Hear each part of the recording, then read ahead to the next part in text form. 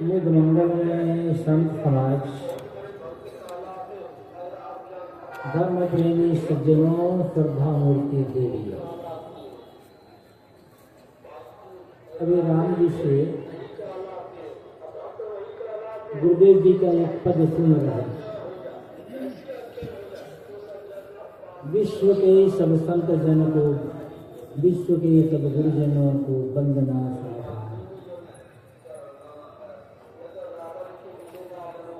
क्या आप अपने गुरु से प्रेम करते हैं? क्या आप अपने गुरु के प्रति श्रद्धा रखते हैं, गुरु की भक्ति करते हैं? किसी व्यक्ति से यह प्रश्न किया जाए कि क्या आपको अपने गुरु से प्रेम है, तो हर व्यक्ति यही कहेगा कि हाँ, मैं अपने गुरु से प्रेम करता हूँ, गुरु की भक्ति करता हूँ। लेकिन गुरु से प्रेम करने का अर्थ क्या होता है? गुरु की भक्ति कर रहे हैं, कैसे समझें? अपने गुरु से प्रेम करने का अर्थ है दुनिया में जितने संत गुरुजन हैं, सबके प्रति आदर और श्रद्धा का भाव रखना। यदि आप कोई भी व्यक्ति हो, अपने गुरु से तो प्रेम करते हैं, किंतु दूसरे गुरुओं को अब छोटा समझते हैं, उनकी निंदा बुराई करते हैं। इसका मतलब है आपने अभी तक अपने गुरु को समझा ही नहीं है। जो व्यक्ति अपने गुरु से सच्चा प्रेम करेगा, जिसके मन अपने गुरु से सच्चा प्रेम होगा, वह व्यक्ति दूसरे संत या दूसरे गुरु की निंदा, आलोचना, बुराई नहीं कर सकता है। किसी में कोई गलती है तो आप उस गलती से बचें। गलती उस बुराई की करें, उस व्यक्ति की बुराई न करें। गलती आपके गुरु में भी हो सकती है, और जैसे आपको अपने गुरु की निंदा सुनना पसंद नहीं है, ऐसे किसी भी व्यक्ति को अपने गुरु की निंदा सुनना पसंद नहीं है। इसलिए भक्ति अपने गुरु की करनी चाहिए ही, किंतु अपने गुरु भक्ति करते हुए दुनिया में जितने संत गुरु हैं, सबके लिए मन में आदर, श्रद्धा का भाव, कोमल भाव है। हम सबकी सेवा नहीं कर सकते, सबकी भक्ति नहीं कर सकते, लेकिन उनके लिए अपने मन में आदर का भाव तो बना कर रख सकते हैं, उनके लिए मन में श्रद्धा का भाव तो बनाकर रख सकते हैं, और उनमें जो अच्छाई है उसे ग्रहण कर सकते हैं। किसी से भी प्रेम करने का अर्थ होता है उसके जीवन में जो कुछ भी अच्छाइयां है, जो कुछ भी सद्गुण है, उन अच्छाइयों को, उन सद्गुणों को अपने जीवन में धीरे धीरे उतारते चले जाना।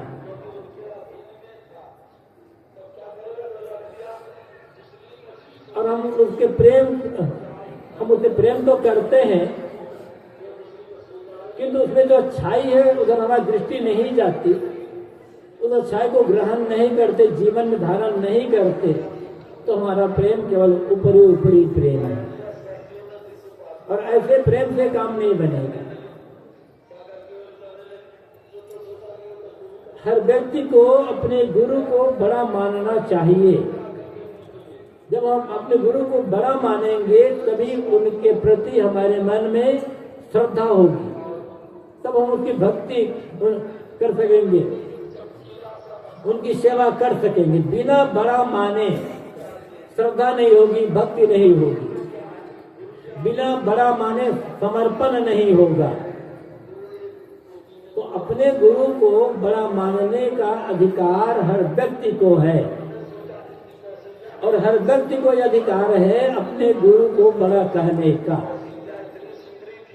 किंतु किसी भी व्यक्ति का अधिकार नहीं है दूसरे के गुरु को छोटा कहने का। और जहां यह कहा गया कि हमारे गुरु बड़े, तुम्हारे गुरु छोटे, हमारे गुरु सच्चे, तुम्हारे गुरु झूठे, बस वहां झगड़ा शुरू हुआ, वहां विवाद शुरू हुआ। धर्म के क्षेत्र में अनेक संप्रदायों में परस्पर जो दूरियां दिखाई पड़ती है, विषमता दिखाई पड़ती है, उसका एक कारण तो यह है कि लोग एक दूसरे की बातों को सुनने और समझने का प्रयास नहीं करते। और दूसरा कारण है कि हम बड़े और तुम छोटे, बस विवाद शुरू हो जाएगा, चाहे घर में हो चाहे परिवार में हो। जब तक दूसरे व्यक्ति की बात आप सुनोगे नहीं तब तक पता क्या चलेगा कि वो कहना क्या चाहते हैं,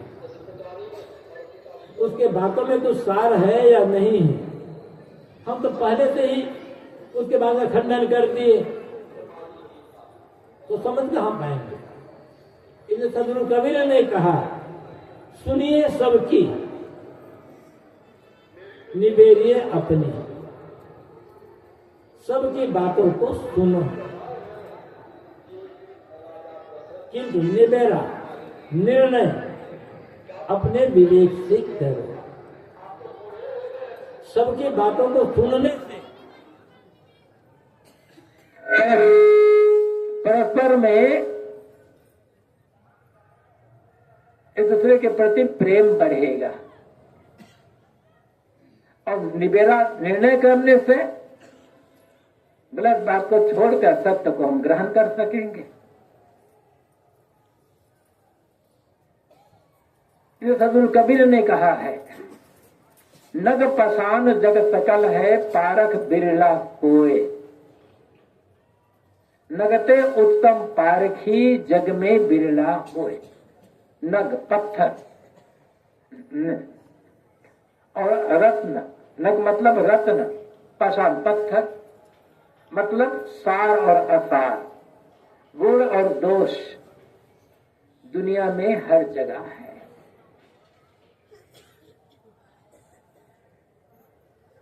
दुनिया में ऐसी कोई भी परंपरा, कोई मत मजहब नहीं है, कोई परिवार नहीं है जिसमें खोजने में दोष न मिले।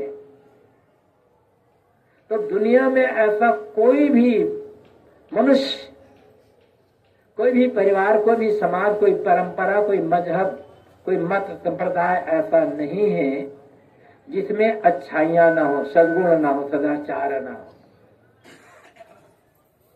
क्या कहते हैं, सर्वत्र है। पारख बिरला, कोई परखने वाला कोई बिरला होता है। आप बाजार जाते हो कोई सौदा खरीदने के लिए, तो बिना देखे भाले आप कोई सौदा नहीं खरीदते। थोड़ी सी चीज भी खरीदना, साग भाजी भी खरीदना है, तब देख टटोल लेते हो, जांच परख करते हो, और सही लगता है तब खरीदते हो। आंख मूंद कर दुकानदार की बातों पर विश्वास नहीं करते और आंख मूंद कर खरीदते नहीं हो। ऐसी ही किसी की भी बात को आंख मूंद करके मत मानो, परखो, देखो, विचार करो, सही है या गलत है। जो कुछ लिखा है सबका सब सच नहीं है, और जो कुछ लिखा है सबका सब गलत नहीं है। हर शास्त्र में कुछ न कुछ सार मिलेगा। कुल्ला साहब ने कहा, साधु ऐसा चाहिए जैसा सूप सुभाए, सार सार को गहरे थोथा दे उड़ाए। साधु ऐसा होना चाहिए जैसे सूप का स्वभाव होता है। सुबह पछोड़ा जाता है, छिलके उड़ जाते हैं, से चावल का सार रह जाता है। ऐसे ही सब जगह से सार ग्रहण कर लो, असार को छोड़ दो। केवल असार असार को देखते रहोगे तो घृणा पैदा होगी, द्वेष पैदा होगा, बैर पैदा होगा और मन में क्रोध आ जाएगा। और यदि सार सार को देखोगे तब प्रेम पैदा होगा, आदर पैदा होगा, मन उसके लिए प्रीता का भाव होगा, श्रद्धा का भाव होगा। आप अपने घर से शुरू कर लो। यदि आप कोई भी व्यक्ति अपने घर को स्वर्ग बनाना चाहता है तो उसका बहुत ही सरल उपाय है। मरने के बाद स्वर्ग की कल्पना लोग करते हैं कि मरने के बाद स्वर्ग मिलेगा। किसी ने देखा है जो मर कर गया, क्या उन्होंने आपको चिट्ठी भेजा कि मैं स्वर्ग में आ गया, कि आप उनको स्वर्ग तक पहुंचाने गए थे? न तो उन्होंने चिट्ठी भेजी, न आप उन्हें स्वर्ग तक भेजने गए थे। तो कैसे पता चला कि उस व्यक्ति का स्वर्गवास हुआ? एक शब्द है, मरने के बाद स्वर्ग मिलेगा, झूठ है। आकाश पाताल में कोई स्वर्ग नरक है नहीं, और है भी तो मरने के बाद मिलेगा तो हमारे किस काम का आएगा? जीती जी स्वर्ग पैदा क्यों नहीं करना चाहते? जीती जी स्वर्ग में निवास क्यों नहीं करना चाहते? हर आदमी चाहे तो जीती जी स्वर्ग में निवास कर सकता है और अपने घर परिवार समाज को स्वर्ग बना सकता है। यदि घर परिवार समाज को स्वर्ग बनाना चाहते हैं तो एक काम करें, सुबह उठे और उठकर बिस्तर पर 2-4 मिनट बैठ जाए और अपने घर के लोगों की याद करें। माता पिता है, सास ससुर है, पति पत्नी है, बहू है, बेटा है, भाई है, भाभी है, ननद है, भावज है, जितने भी लोग हैं, जिनकी याद आती जाए। तुम्हें सोचो कि इसमें ये अच्छाई है, इसमें ये अच्छाई है, इसमें हर अच्छाई, हर आदमी हर व्यक्ति की अच्छाई को याद करते चले, हर व्यक्ति की अच्छाई के बारे में सोचे और रोज ऐसा करें। जब बराबर रोज परिवार के सभी सदस्यों, छोटे बड़े सभी सदस्यों में जो अच्छाई उसको बराबर याद करते रहोगे, तो जब अच्छाइयों बराबर याद करोगे तो उनके लिए आपके मन में कोमल भाव पैदा होगा, मन में प्रेम श्रद्धा का भाव पैदा होगा।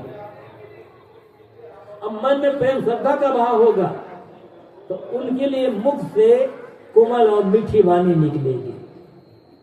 क्योंकि जिसके लिए मन में श्रद्धा और प्रेम का भाव है, जिस समय मन में श्रद्धा और प्रेम का भाव है, उस समय मन में कड़वी बात, क्रोध की बात तो निकलेगी ही नहीं। तो जब परिवार लोगों के अच्छाइयों को याद करते रहेंगे बराबर, तो उनके लिए मन में प्रेम होगा, श्रद्धा होगा, और प्रेम श्रद्धा होगा तब मुख से वाणी निकलेगी, कोमल और मीठी वाणी निकलेगी। उनके लिए व्यवहार कोमल हो जाएगा और सब ऐसा करने लग गए, आपके घर स्वर्ग बन गया। एक भी पैसा खर्च नहीं करना है आपको, कुछ भी। किसी देवी देवता को मनाने की आवश्यकता नहीं है, किसी भगवान भगवती को पुकारने की आवश्यकता नहीं है कि आप मेरे घर को स्वर्ग बना दो। कोई बनाएगा नहीं, लेकिन आप बना सकते हो। इसके विपरीत सुबह नींद खुली और परिवार लोगों की याद आई मन में, अपने सोचा पिता में ये गलती, माता में ये गलती, पत्नी में ये गलती, पति में ये गलती, बहू में ये गलती, बेटा में ये गलती, गलती गलती गलती गलती की याद करते चले गए। फिर उसके लिए मन में क्रोध होगा, द्वेष होगा, घृणा होगी। जब मन में क्रोध और घृणा का भाव होगा तो वाणी में कड़वाहट निकलेगी, कड़वी वाणी निकल जाएगी, क्रोध गाली निकलेगी मन में, व्यवहार कटु होगा। 2-4 महीने में परिवार नरक बन जाएगा, लगेगा ऐसे परिवार रहने के बच्चा तो आत्महत्या कर लेना अच्छा है। ये कौन बनाया? आप नरक बना सकते हो, आप स्वर्ग बना सकते हो। नरक बनाना तो सबको आता है, स्वर्ग बनाना नहीं आता है। पूजा, भक्ति, सत्संग ये सब करने का फल होता है अपने घर परिवार को स्वर्ग बना लेना। और ये आप स्वर्ग में निवास कर रहे हैं तो बनने के बाद भी स्वर्ग हो जाएगा। जो बीज बोएंगे वैसी फसल तो उगेगी आगे के लिए। भविष्य में जो पाना चाहते हैं उसके बीज आज तो बोना पड़ेगा। तो सदगुरु कबीर कहते हैं नग पाषाण जग सकल है, संसार में सर्वत्र गुण और दोष है, सार असार है, अच्छाई बुराई है, किंतु इनकी परख करने वाला बिरले बिरले है। आपको पारखी बनना होगा। यदि आप पारखी नहीं बनते हो तो सर्व तो धोखा खाओगे। बाजार में, घर में धोखा खाओगे, बाजार में धोखा खाओगे, जहां जाओगे वहां धोखा खाओगे। अपने को पारखी भले मत कहो, अपने नाम में पारखी भले मत लगाओ, लेकिन पारख तो आपका गुण है, पारख तो आपका धर्म है। हर बात में आप परखते हो ना। और यदि परख नहीं करते तो धोखा तो खाना होगा। दुर्भाग्य यह है कि व्यवहार के क्षेत्र में तो हम परख करते हैं, हर चीज में परख करते हैं, लेकिन जब धर्म क्षेत्र में आते हैं तब परख करना छोड़ देते हैं, आंख मूंद करके मान लेते हैं। इसीलिए आंख मूंद कर मानने के कारण हम सच्चे ज्ञान को समझ नहीं पाते हैं। झूठ को साच समझ लेते हैं और साच को झूठ समझ लेते हैं। क्या कहते हैं? परखो और परख करके, यही तो है ना। सार सार गहरे थोथा दे हो रहा है, सार को ग्रहण कर, थोथा है वो उड़ा दो। सदगुरु कबीर कहते हैं सुनिए सबकी निवेरी है अपनी,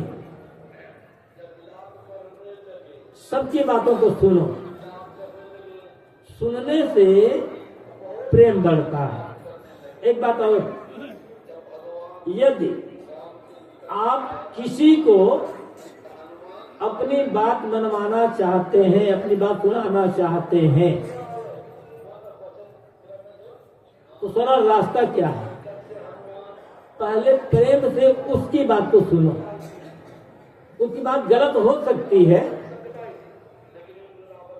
लेकिन जब आप प्रेम से उसकी गलत बात को भी सुनते रहेंगे बराबर, तो जब आप उसकी बात को सुनोगे तो उसके मन में आपके लिए प्रेम होगा।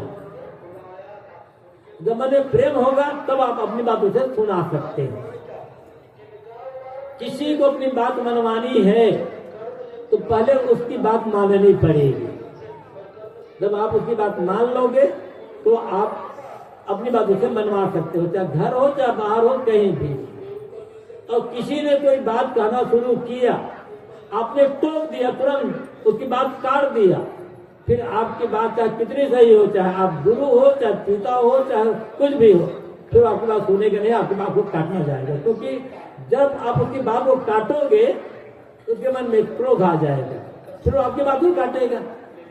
विवाद का कारण नहीं, धर्म क्षेत्र में, चाहे व्यवहार के क्षेत्र में हो, परिवार में, समाज में हो, चाहे धर्म के क्षेत्र में हो, जो विवाद दिखाई पड़ता है, विषमता दिखाई पड़ती है, उसका कारण यही है। हम सुनना ही नहीं चाहते, गड़बड़ियां यहां आती हैं। सुने, यहाँ पर कहा गया था कि विश्व के सब संत गुरु संत जन को वंदना साभार, सबके लिए आदर, सबके लिए आदर। फिर जो सही होगा तो मानो। श्रद्धा का मतलब आंख मूंद कर मानना नहीं होता है। लोगों ने समझ लिया है श्रद्धा का अर्थ होता है आंख मूंद कर मान लेना, कोई तर्क न करना। लेकिन ये श्रद्धा नहीं है, अंधश्रद्धा है, और इससे काम बिगड़ जाएगा। श्रद्धा का अर्थ श्रद्ध और धा, ये दो पद है, और दोनों पदों को मिलकर श्रद्धा शब्द बना है। श्रद्ध कहते हैं सत्य को, और धा कहते हैं धारण करने को। मतलब सत्य को धारण करना श्रद्धा है। हमारी वह मानसिक शक्ति जो सत्य को धारण करती है श्रद्धा कहलाती है। लेकिन आज चाहे बात कितनी गलत हो, कितनी भी गलत क्यों ना हो, आप तर्क करोगे तो कहेंगे आपको धर्म पर श्रद्धा नहीं है, भगवान पर श्रद्धा नहीं है। श्रद्धा है, फिर श्रद्धा का मतलब आंख फोड़ना नहीं है। श्रद्धा का मतलब है सत्य को स्वीकार करना। उसके साहब ने कह दिया है, सार सार को गए थोथा दे उड़ा, सार सार को ग्रहण करे, थोथा को उड़ा। तो हर जगह बात ही है, और ऐसा करके हम आगे बढ़ सकते हैं। तो आगे मैं कभी एक साखी पर थोड़ा विचार करूंगा। अब साखी आप सुने बहुत बार, याद भी होगी। दुनिया में जन्म लेकर तो सभी आते हैं, और जो जन्म लेकर के आता है उसे सबको जाना भी होता है। साहब ने यही कहा है, आए हैं तो जाएंगे राजा रंग फकीर। एक सिंहासन चढ़ चला, एक बंधा जंजीर। दुनिया में जन्म लेकर के जो भी आया है, राजा हो, रंग हो, फकीर हो, सबको दुनिया छोड़कर जाना है। दुनिया का नियम है, जिसका भी जन्म हुआ है उसकी मौत अवश्य होगी, चाहे वो राजा हो, रंग हो, चाहे फकीर हो। शरीर किसी का अमर हो नहीं सकता है, नाम चाहे जो ले लो। भगवान भगवती का नाम लो, देवी देवता का नाम लो, गुरु पीर का नाम लो, ऋषि मुनि का नाम लो, किसी का भी नाम ले लो, शरीर किसी का अमर हो नहीं सकता है। जन्म शरीर का होता है ना, और जन्म होगा तो मौत होगी। आज तक दुनिया में कोई भी व्यक्ति शरीर से अमर नहीं, और सबका शरीर मिट्टी पानी आग हवा से ही बनता है। मिट्टी पानी आग हवा के अलावा और कोई ऐसा तत्व नहीं है जिससे किसी शरीर बनता हो। और दुनिया में नियम है, जितने भी मनुष्य हैं सबके जन्म का एक ही तरीका होता है। इसलिए हमें यह भी समझना होगा, जब सबके जन्मने का एक ही तरीका है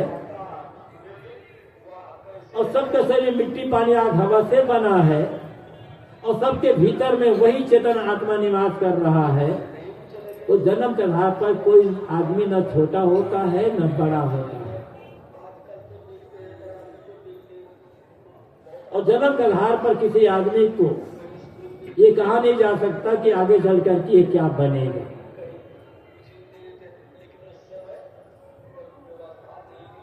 आदमी जन्म से बड़ा नहीं होता है, आदमी कर्म से, चरित्र से, अपने कर्मों से बड़ा होता है। इसलिए हर व्यक्ति को अपने कर्म सुधार पर ध्यान देना चाहिए। सदगुरु कबीर के अनुसार कर्म सुधार ही सच्चा भजन है, सच्ची पूजा है, ईश्वर की सच्ची भक्ति है। क्योंकि किसी की भक्ति करने मात्र से हमारा जीवन बनता बिगड़ता नहीं है। जीवन बनता बिगड़ता है कर्मों के आधार पर। जिसके कर्म उज्जवल है उसका जीवन बन जाएगा, जिसके कर्म गलत है उसका जीवन बिगड़ जाएगा। और वह ईश्वर जो हमारे सुख दुख को देने वाला है वह हमारे कर्म ही है। भागवत पुराण में एक जगह नंद बाबा और कृष्ण का वार्तालाप है। उस वार्तालाप के दरमियान में कृष्ण ने कहा है, कर्मे गुरु ईश्वर, कर्म ही आदमी का गुरु है और कर्म ही आदमी का ईश्वर है। और जैसा हम करेंगे वैसा सुख दुख मिलेगा ही मिलेगा। न हमारे पाप कर्मों को कोई काट सकता है और न हमारे पुण्य कर्मों का कोई बिगाड़ सकता है। हजार भगवान मिल करके, हजार गुरु मिल करके, हजार देवता मिल करके हमारे पाप कर्मों को काट नहीं सकते। और यदि हमने जीवन में पुण्य किया है तो हजारों भगवान मिल करके हमें नरक भेज नहीं सकते। इसलिए आप जिसकी भी भक्ति करते हो, आपका मन, उसके लिए कोई रोक टोक नहीं है, लेकिन सुधार कर्मों को करने का आवश्यकता है। कर्म सुधार ही सच्चा भजन है।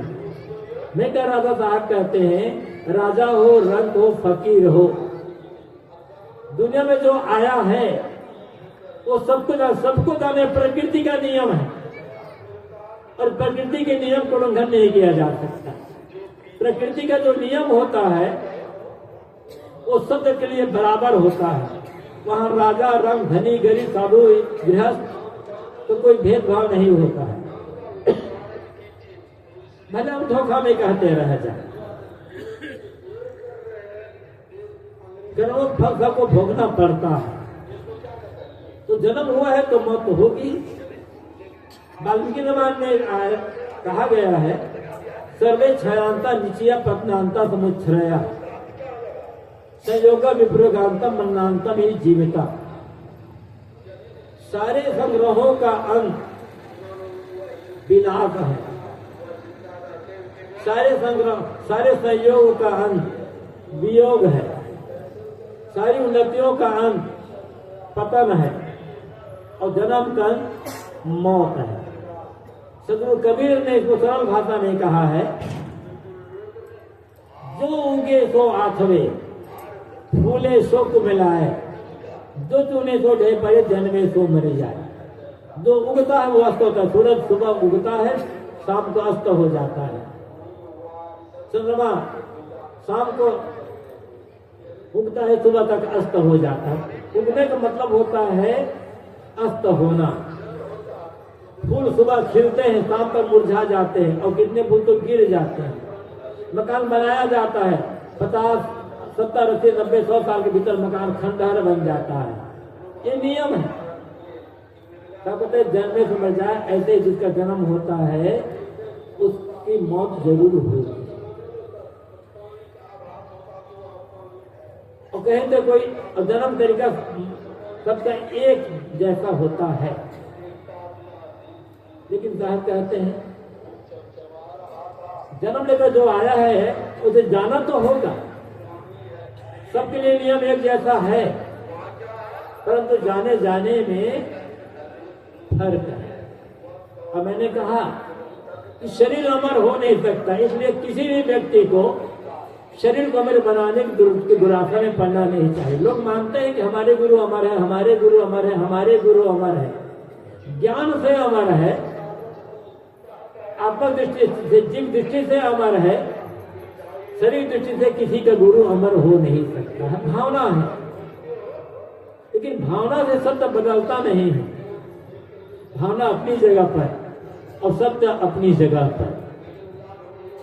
हमारे कहने से सत्य में परिवर्तन नहीं हो जाएगा, हमारे कहने से नियम में परिवर्तन नहीं हो जाएगा। जो नियम नियम है, जो सच सच है, वो वैसा ही रहेगा। इसलिए बहुत भावुक बनने की आवश्यकता नहीं है।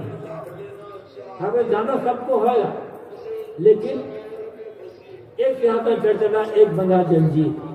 एक व्यक्ति वह होता है जो सिंहासन पर बैठकर जाता है, और एक व्यक्ति वह होता है जो जंजीरों, जिसे जंजीरों से बंधकर ले जाया जाता है। और यही फर्क हो जाता है। सिंहासन पर बैठकर जा रहे हैं या जंजीर से बंध कर जा रहे हैं। और हम सबको या तो सिंहासन पर बैठकर जाना पड़ेगा या जंजीर से बंधकर जाना पड़ेगा। और ये सिंहासन और जंजीर बाहर से दिखाई नहीं पड़ेंगे, और हमारे लिए तो दूसरा कोई सिंहासन नहीं बनाएगा, और हमारे दूसरा कोई जंजीर नहीं बनाएगा। सिंहासन पर शरीर को बैठाया जा सकता है, जंजीरों से शरीर को बांधा जा सकता है। जीव को न सिंहासन में बैठाया जा सकता है, और जीव को न तो जंजीर से बांधा जा सकता है। कथन भावात्मक है। कबीर भावात्मक कथन कहते हैं। प्रायः इस सिंहासन और जंजीर के आगे दिखाई नहीं पड़ेंगे। हमारे कर्मों के संस्कार, यदि हमारे कर्म पवित्र है, हमारी रहनी, हमारा चरित्र उज्ज्वल है, तो उनके जो संस्कार बनेंगे, पवित्र संस्कारों के जो समूह है, वो सिंहासन है। हमारे कर्म गलत है, हमारा चरित्र गलत है, हमारा खान पान गलत है, उनके जो संस्कार बनेंगे, वो संस्कार हमारे लिए जंजीर बन जाएंगे। और जंजीर को दूसरा कोई काट नहीं पाएगा। अब सोचना यह है कि हम अपने लिए सिंहासन बना रहे हैं या जंजीर बना रहे हैं। मन कैसा है? यदि मन हमेशा चिंता में डूबा हुआ है, भयभीत है मन, तनावग्रस्त है मन, कुचिंतन में डूबा हुआ है मन, विकारी बना हुआ है मन, न घर में चैन, न बाहर चैन, न काम करते समय चैन है, न तो विश्राम करते समय चैन है, समझ लेना कि मैं जंजीर बनाने का काम कर रहा हूं। जो आदमी जंजीर बनाएगा उसी को तो चैन नहीं मिलेगा ना, न घर में चैन रहेगा, न बाहर चैन रहेगा। जिसका मन शांत है, चाहे घर में हो चाहे बाहर, जिसका मन निश्चिंत है, निर्भय है, जिसके मन में कोई विकार नहीं है, जिसका मन निर्मल है, पवित्र भावनाओं में, पवित्र विचारों में डूबा हुआ है, आत्मचिंतन में डूबा हुआ है, वो आदमी अपने लिए सिंहासन बना रहा है। और जो सिंहासन बैठा है वो भयभीत नहीं होगा। वो समझता है कि भय केवल भावना मात्र है। गलत काम करे और भयभीत ना हो, यह संभव नहीं होगा। किसी के भी गलत काम करेंगे तो जंजीर तो बनेगी, कोई काट नहीं पाएगा। बाहर से हंसना सरल है, जब मन हंसे तब विशेषता होगी। सोच लें, एक सरल उपाय पैसा करने के लिए। दिन भर आप काम करते हो कहीं पर, खेत में, खलिहान में, दफ्तर में, कारखाना में, सड़क में या दुकान में, या कहीं भी काम करते हैं। अनेक लोगों से मिलते जुलते हैं, अनेक लोगों से बात व्यवहार करते हो, रास्ता चलते, नहाते समय या कहीं और कुछ सोचते रहते हैं। दिन भर काम किया, लोगों से मिले जुले, रात के समय खा पी कर बिस्तर पर गए, बत्ती बुझा दी, लेट गए, अब नींद नहीं आ रही है, बदल रहे कलर, मन बेचैन है, तो समझ लेना कि आज मैंने जंजीर बनाने का काम किया, वो जंजीर गल रही है। और ऐसा सब दिन भर काम करने के पश्चात, बात करने के पश्चात खा पी कर बिस्तर पर गए, बिस्तर पर लेटे, सरल है मन, नींद की प्रतीक्षा करने की आवश्यकता नहीं पड़ी। 2-4 से 10 मिनट के भीतर नींद आ गई, प्रसन्न मन है, तो समझ लेना कि आज मैंने सिंहासन बनाने का काम किया है। रोज रोज अपने मन की परीक्षा करते रहना है कि आज मैं सिंहासन बनाया हूं या जंजीर बनाया। अब ऐसा हो सकता है, गर्मी के दिन है, बत्ती चली गई, भयंकर गर्मी है, नींद नहीं आ रही है, तो अलग बात है। सर्दी के दिन है, पहनने को ओढ़ने को बराबर कपड़े नहीं है, ठंडी के मारे नींद नहीं आ रही है, बाहर बहुत हल्ला गुल्ला हो रहा है, उसके कारण नींद नहीं आ रही है, शरीर में कोई भयंकर बीमारी हो, भयंकर पीड़ा हो रही है, इसलिए नींद नहीं आ रही है, तो अलग बात है। लेकिन सब कुछ बढ़िया होते हुए भी मन में पीड़ा है, तो पीड़ा जंजीर के कारण है। और जंजीर बने कैसे हैं? गलत कर्मों से, गलत व्यवहार से, गलत आचरण से।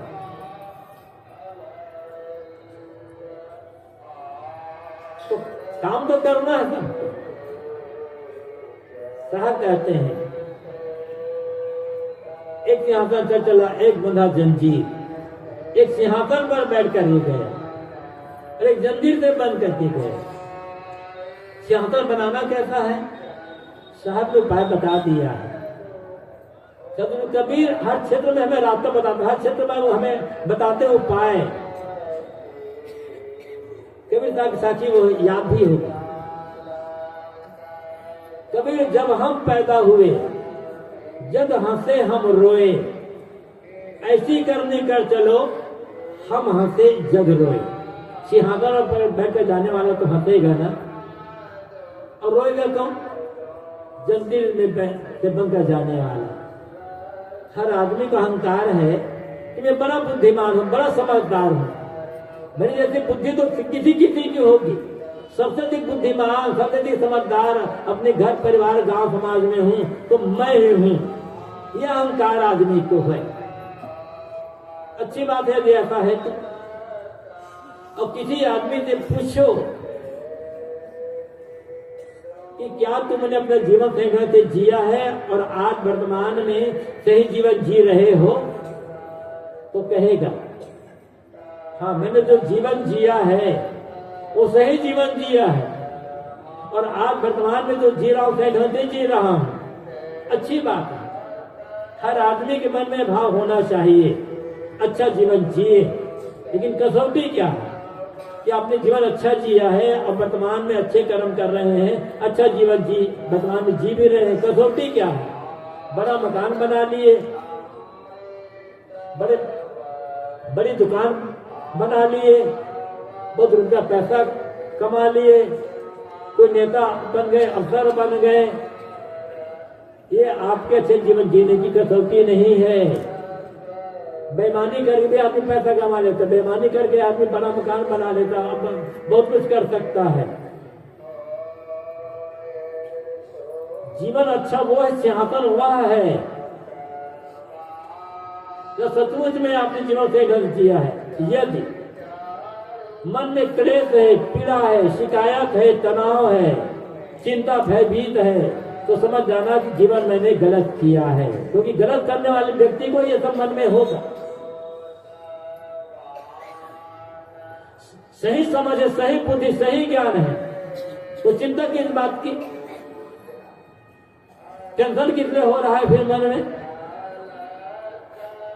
गरीब हैं आप, आपका पैसा कम है कि पैसा ज्यादा है, कम पढ़े लिखे हैं कि ज्यादा पढ़े लिखे हैं, ये बड़ा मूल्य नहीं रखता है जीवन के संदर्भ में। ये व्यवहार संदर्भ में मूल्य है। इसका मूल्य है हमारा आपका मन कैसा है। गरीब है, कमाते खाते हैं, जीवन चल रहा है, निर्मल मन है, पवित्र विचारों में, पवित्र भावनाओं में डूबा हुआ मन है, तो आप जीवन में सफल हैं, जीवन सही जी रहे हैं, सिंहासन बनाने का काम कर रहे हैं। और आपके सिंहासन को दूसरा कोई छीन ही नहीं सकता। बड़े समझदार हैं, मतलब बड़े पढ़े लिखे हैं, बड़े धनवान हैं, टेंशन टेंशन टेंशन, हर समय टेंशन, हर समय उलझा हुआ है मन, हर समय दुखी है मन, हर समय चिंता में डूबा हुआ है मन, जीवन को गलत ढंग से जी रहे हो। पैसा काम नहीं आएगा, पढ़ाई लिखाई काम ना आएगी, और आपने जंजीर बनाया है, जंजीर दूसरा कोई काटेगा नहीं। दुनिया के बड़ा से बड़ा कारीगर है, आप जंजीर को नहीं काट पाएगा। इतने हम कितने पढ़े लिखे हैं, कितने समझदार हैं, कितने पैसा हमारा रुपया पैसा है, ये बिल्कुल भूल जाओ। अंत में एक भी काम नहीं आने वाला है। आप बना सकते हो, बनाओ, बढ़िया मकान बनाओ, बढ़िया दुकान बनाओ, बढ़िया गाड़ी खरीदो, बढ़िया कपड़ा खरीदो, बढ़िया कपड़ा बना लो, बढ़िया भोजन बना लो, हर चीज को बढ़िया बनाओ। जितना संभव बढ़िया बढ़िया बनाने का प्रयास करें, कोशिश करें, बढ़िया बढ़िया बनाने का, बिगाड़ने का काम न करें। लेकिन याद रखना, बढ़िया मकान है, बढ़िया दुकान है, बढ़िया गाड़ी है, बढ़िया बैंक बैलेंस है, सब कुछ बढ़िया है, मन बढ़िया नहीं है तो किसी बढ़िया काम नहीं आएगा। अब बढ़िया मकान बनाते हो, बढ़िया गाड़ी खरीदते हो, बढ़िया सब कुछ करते हो तो पैसा लगेगा, लेकिन बढ़िया मन बनाने में एक भी पैसा लगने वाला नहीं। और दुर्भाग्य यही है, जहां पैसा लगता है, जहां बहुत खर्चा होता है, वहां हम बड़े से बढ़िया बनाने की कोशिश करते हैं। जिस मन को बढ़िया बनाने में एक भी पैसा नहीं लगता, हम बिल्कुल उस बात को नजरअंदाज कर देते हैं। इसीलिए तो दुख है जीवन में। कुछ बढ़िया बना पाया, मत बढ़िया बना पा। ये बढ़िया मकान, बढ़िया दुकान, बढ़िया बैंक बैलेंस, बढ़िया गहना, बढ़िया कपड़ा, सफलता जीवन को नहीं, इसमें ये उद्देश्य नहीं है। उद्देश्य है बढ़िया मन। और बढ़िया मन ही सिंहासन है। और बढ़िया मन उसी का होगा जो सचमुच में भजन कर रहा होगा, सचमुच में जीवन को सही ढंग से जी रहा होगा। भजन भी करे, जीवन बढ़िया बढ़िया मन ना हो। और बढ़िया मन वह है जिस मन में किसी के लिए ईर्षा नहीं है, द्वेष नहीं है, बैर विरोध नहीं है, घृणा नहीं है, वैमनस्य नहीं है, लोभ लालच नहीं है, सबके लिए प्रेम है, आदर है, श्रद्धा है, करुणा है, स्नेह है, अहिंसा का, दया का भाव है, वो बढ़िया मन होगा। और ऐसे बढ़िया मन में टेंशन होगा ही नहीं, ऐसे बढ़िया मन में कोई दुख होगा ही नहीं। और यही सिंहासन है, ये दिखाई नहीं पड़ेगा। सफलता जीवन में इसी बात में है, हम जो कुछ करें सिंहासन बना लें। और सिंहासन एक दिन में नहीं बनेगा। कोई चाहे हम 2 शादी में सिंहासन बना लें तो 2 शादी में नहीं बनने वाला है, पूरी जिंदगी लगानी पड़ेगी इसके लिए। और अंतिम समय में जब जीवन से, दुनिया से विदा होने का समय आ जाए, उस समय कोई क्लेश मन में ना हो, ऐसा लगे कि मानव जीवन पाकर के जो मुझे करना चाहिए था वह मैंने कर लिया। एक मौत सामने खड़ी है, उसमें एकदम प्रसन्न मन, शांत निर्भय मन हो तो समझना कि मैंने जीवन सहनते जिया है और सिंहासन बना लिया है। वो परीक्षा की जो घड़ी होती है, तो वो जो मौत की घड़ी होती है, परीक्षा की घड़ी होती है। गुरुदेव जी अक्सर कहा करते थे, विद्यार्थी स्कूल कॉलेज महाविद्यालय में पढ़ते हैं, पढ़ाई के पश्चात परीक्षा होती है। परीक्षा के कुछ दिन पश्चात निकलता है रिजल्ट। जो विद्यार्थी साल भर में बराबर पढ़ाई नहीं किया है, पढ़ाई समय घूमता फिरता रहा, मटर गश्ती करता रहा, उसका पेपर अच्छा बनेगा नहीं। वो सोचेगा कि रिजल्ट ना निकलता तो अच्छा होता, क्योंकि मुझे पता है मुझे फेल होना है, पढ़ाई ही नहीं। और जो विद्यार्थी पूरा साल मेहनत पूर्वक समर्पित होकर पढ़ा है, खूब परिश्रम किया है, रिजल्ट के दिन की प्रतीक्षा करता है, उसे विश्वास है कि मैं तो अच्छे नंबरों से पास होऊंगा, खुशी उसके मन में। हम जीवन भर जो कुछ करते हैं ना, ये पढ़ाई है। रिजल्ट का दिन कौन है? मौत का दिन रिजल्ट का दिन है। जो जीवन को सही ढंग से जिया नहीं होगा, गलत ढंग से जीवन जिया है, लड़ झगड़ करके, लोग लालच करके, गलत कर्म करके जीवन जिया है, उसे मौत के समय रोना आएगा ही आएगा। और मौत के समय रोगे तो कोई बचाएगा नहीं। वो तो सोचेगा हाय मेरा ये छूट रहा है, हाय मेरा वो छूट रहा है, हाय मेरा वो छूट रहा है। किंतु जो जीवन सही ढंग से जिया है वो शांत रहेगा, प्रसन्न रहेगा। उसके लिए मौत का दिन उत्सव का दिन हो जाएगा। जिसने अपने मौत के दिन को उत्सव का दिन बना लिया, वो सिंहासन में बैठा हुआ है। हमारा जन्म हुआ है, जन्म और मृत्यु के बीच का जो समय होता है, उसी का नाम जीवन है। यहां जितने भी लोग बैठे हैं, दुनिया में जितने भी मनुष्य है, किसी को अपने जन्म का पता नहीं है। किसी को भी पता नहीं है कि मैं कैसे पैदा हुआ, वहां कौन कौन बैठे थे, किस घर में, किस समय, कैसा। माँ बताती, कि दूसरे लोग बताते, पता चलता है अब तुम्हारा जन्म अमुक समय हुआ था, अमुक लोग थे वहां पर, अमुक घर में अमुक समय ऐसा हुआ था। हम सुनते, दूसरों भी देखते हैं, बच्चों पैदा होते समझता है तो हमारा जन्म भी हुआ था। तो जन्म हमारे हाथ में नहीं है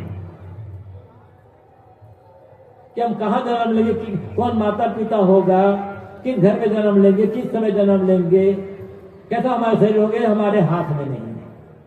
मौत कहां होगी, किस रूप में होगी, कैसे होगी, ये हमारे हाथ में नहीं है।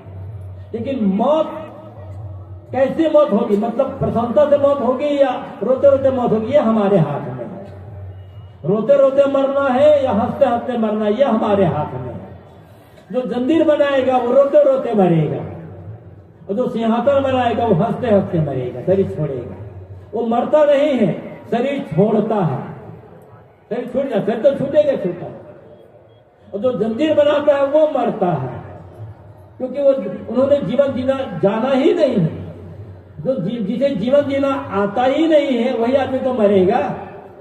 और जो जिसे जीवन जीना आता है, जैसा जीवन जीना चाहे वैसा जीवन जिया,